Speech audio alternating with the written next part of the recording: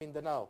It was to me an act of perfidy and betrayal against the fallen and injured soldiers of the country who That's bravely correct. Yes. shared their blood and sacrificed their lives to defend, protect, and preserve the territorial integrity and sovereignty of the Yes, country. I own that statement.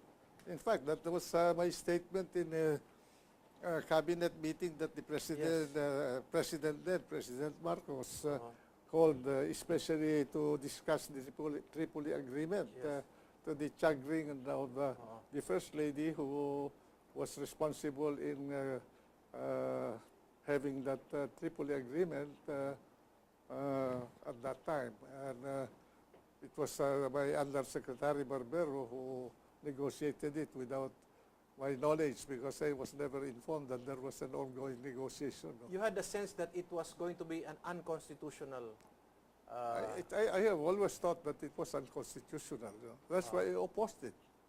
Now, it has always been my position that in solving the Mindanao problem, we can give all the lands to them that they should have. The areas that are populated by Muslims, majority Muslims, then by all means, they should be governed by their Sharia law. No? But no airspace, no seas, except the municipal waters. No? Kasama yung marine resources, pati yung mineral water, pati yung mineral sa ilalim, kasama. I'm not read, to be fair, I have not read the framework agreement. I oppose the Tripoli Agreement. I oppose the MOAB. MOA-AD? Yeah, MOAD ba yun? Yes, MOAD. MOAD.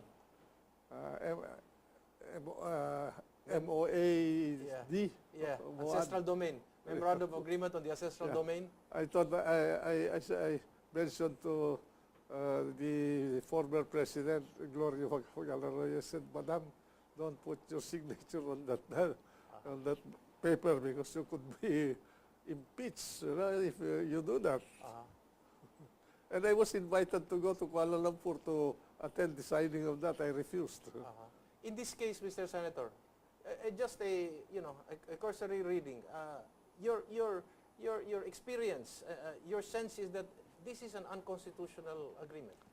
Well, I will give it the benefit of the doubt. I will study it, but by and large, I would say that we have to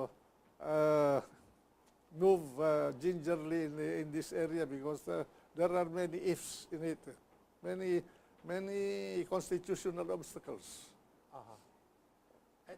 Do you see that? Yeah, please. Bear in mind that the subdivisions of our country, from the subdivision of the national entity in for governance, is defined in our article on territory. And although there is a special provision for the creation of an autonomous region of Muslim Mindanao. So Muslim Mindanao. It does not say Mindanao, but Muslim Mindanao. Now, there is a social problem here. The moment you make a misstep, don't ever think that those Christians in Mindanao will take it lying down, with glee, with glee to have a thing like that. Because if some people can ask for independence, they too can ask for independence. Religion or no religion. Where lies the danger, do you see, do you perceive, in this, well, some people call it Bangsamoro, I personally call it Bangsa MILF, because it is led by a minority of the Muslim population. So I was surprised when even Abul Khair Alonto was being quoted as supporting this morning in the papers. I know Abul. He's a good friend of mine, but he was the first one to get out of the whole thing when he was supposed to be connected with Nur Biswari, with the MNLF. Where do you see is the danger of this, Mr. Senator? If we go ahead and proceed... There are so many quicksand lying around in this particular case. First of all, the Christian population. Okay.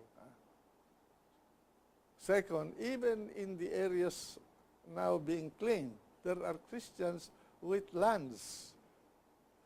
I do not know how they're going to deal with Western rights, no? Now, but as I said,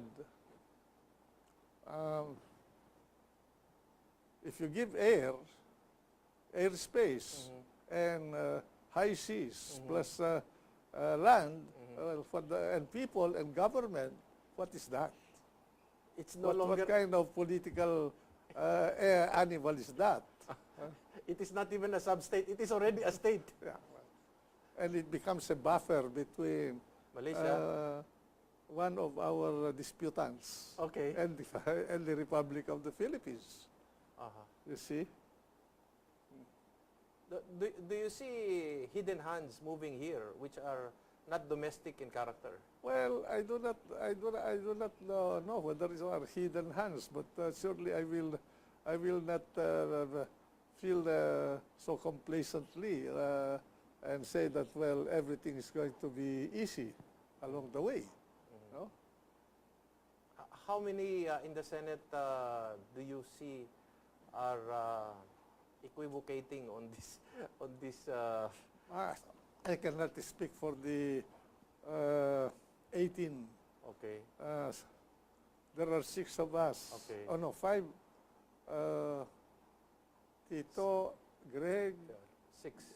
Jinggoy, Yeah. JV, Yeah. Nancy, and I. Yes, 6 of yes, us. yes. I do not know about Bong, what is his position. But the rest, I think, they will. Some will probably take a very serious look at the framework agreement before they say yes or no. How about in Congress? Do you see it passing? Huh? How about in Congress? Do you see it passing faster than the Senate? Well, I hope that they think of the country first before political consideration. Well, sayang po, napakaiksi po ng isang oras.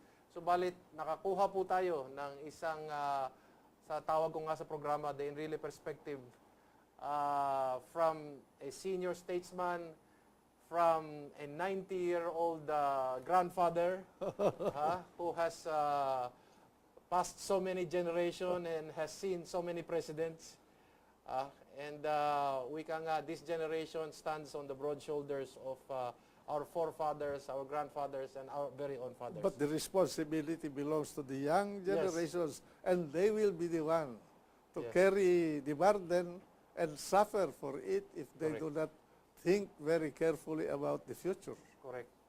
And with those words, maraming salamat po. Salamat, Terry. Senator Juan Ponce Enrile. Salamat.